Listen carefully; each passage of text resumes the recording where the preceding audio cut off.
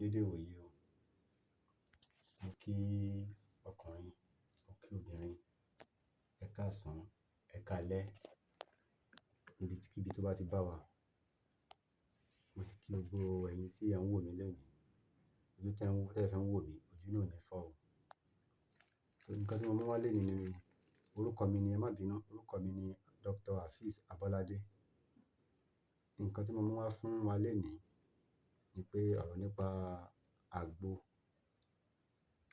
Àgbo tí mo mú wá ó ń ṣiṣẹ́ ìdákọ́lẹ̀, ó ń ṣiṣẹ́ ẹsẹ̀ kan sùn lọ fún àwọn ọkùnrin tí a bá ní agbára tó láti súnmọ́ àwọn obìnrin wa látara pé ìjẹkújẹ tí à ń jẹ ló ṣokùnfà.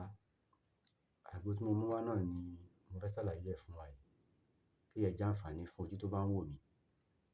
Wọ́n ń pe egbògi kan ní egbògi ìràwálé. Àwa kan ń pè ní àìdántọrọ. A wá egbògi yẹn, a lè lọ sórí ilé ọmọ ẹni tó bá dà mọ̀ kó lọ wo inú oko, kó lọ wá egbò náà. Egbò àìdántọrọ yẹn, a wá wọ́n ń pe èso kan ní èso abèrè. Èso abèrè yẹn, tí a bá ti wá pẹ̀lú egbò àìdántọrọ, a kì í sínú ike bottle water. Èso yẹn la fi tẹ́lẹ̀. A wá kó egbò ìràwálé yẹn lé lórí, a bomi lé lórí.